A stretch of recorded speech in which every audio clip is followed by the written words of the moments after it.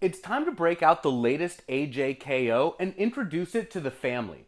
Don't be fooled, these are not the only AJKOs that Nike ever released, but I do have two pairs of the original ones from 1985.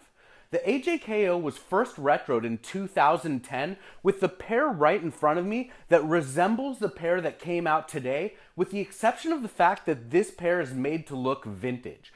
When this pair came out, another pair released alongside of them. They were white and varsity red, and they were also made to look vintage, but they're not nearly as cool as these shoes. Then in 2012, we got these two pairs of AJKOs, a bread pair and then a black toe. And there was another pair of all black AJKOs that came out that same year, and a pair that was part of the Road to the Gold pack that released alongside the 2012 London Olympics.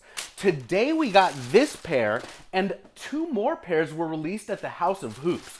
A rival pack that celebrates North Carolina against Georgetown in the finals when Michael Jordan hit the game-winning shot. And we also have the Black and Royal pair of AJKOs that are coming out later in this year. Black and Royal has never ever come out on a pair of AJKOs. Let's get into this right here. This beautiful pair of Chicago Bulls inspired AJKOs that just came out today. They retailed for $140. The rival pack was actually $300 and it included two shoes, so $150 each. Probably the Black and Royals will also be $140, but the price of Air Jordans just keeps going up and up and up. And the crazy thing about this shoe is it was very overhyped. People bought it on Twitter right away. They sold out at retail stores. This pair that first came out back in 2010, which was just $125 back at the time, sat on the shelves alongside the white and varsity red pair. Something interesting to note about the 2010 pair down here, we said earlier that it's made to look vintage. And I'm surprised that Nike hasn't done more of that with the Air Jordan 1. Not necessarily just the AJKOs, but your traditional Air Jordan 1 that's made out of leather. They'd be incredible if they were made to look vintage. In the bread, in the Black and Royal, in the Chicago Bulls colorway, they can do so much just with the Air Jordan 1. And think about today, we got 3 limited edition AJKOs along with an Air Jordan 1 SB. The first time that ever happened. The colorway on the SB is black and green, and it's not my favorite colorway. Just wait till they start making the Air Jordan 1 SBs in the traditional bread, Black and Royal, Chicago Bulls. They're going to do it for sure. Think about it. They made soccer shoes, the Tiempo 94, in a pack of those 3 colorways. They're for sure going to go into the SB line and make the Air Jordan 1 SBs in the signature Air Jordan colors. Come over here and have a look at these two pairs from 1985. They're beautiful examples of the AJKO. I bought the white pair for $3,300 on eBay, and then I found the black pair just last year on eBay, and I picked them up for just less than $1,500, which I thought was a steal. You'll notice in the background we've got orange boxes. That's the way that these AJKOs came out originally. Remember that original Air Jordan 1s come in a black and red box. The AJKOs come out in the orange box. And that's the first distinction between AJKOs and regular old Air Jordans. I want to look closely at this pair of shoes, and I want to talk about 12 differences between the AJKO and the regular Air Jordan 1. And the first difference is that orange box. The next difference is going to be the tag. You'll notice the tag right here just says Nike.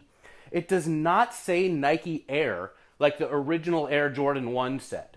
And the retro pair that just came out today, same deal. It just says Nike on there. These are much more similar to the OGs than the pair that came out in 2010. Let's get back down here and look for more differences. You'll notice the metal eyelets that the laces go through. The original Air Jordan 1s do not have metal eyelets on there at all. You'll also notice that the laces on the AJKO are much fatter, almost like the old school Adidas shell toe fat laces, although not quite as fat as that, but definitely a fatter lace than the original Air Jordan 1. You'll also notice the big difference between these shoes and original Air Jordan 1s is that the upper on these are made out of canvas. Remember that Air Jordan 1s traditionally were made out of leather. The whole upper of this shoe is canvas. Other differences, as we turn the shoe right over here, The AJKO logo. Traditionally, the Air Jordan 1 just said Air Jordan instead of AJKO. And another big difference is the way this leather peels back right here, and you can sort of stitch the laces through here almost like a pair of Dunk Highs or a pair of Air Jordan 4s. Traditional Air Jordan 1s don't have that extra piece. You'll also notice that the padding on this shoe around the collar is much fatter than the traditional Air Jordan 1. And while we're looking inside here, have a look at the insole. It doesn't say Nike Air at all, whereas the traditional Air Jordan 1s would say Nike Air on there. We'll put this down right here, place the tongue gently back in there, and let's keep looking at the shoe. The swoosh is slightly different than the original swoosh on the Air Jordan 1. And you'll also notice this tab back here that hangs off the back. That's also very different than what's on the back of a traditional Air Jordan 1. Another huge difference on this shoe is going to be right here, the outsole. The outsole of this shoe looks a lot like the Vandal's outsole with these concentric circles.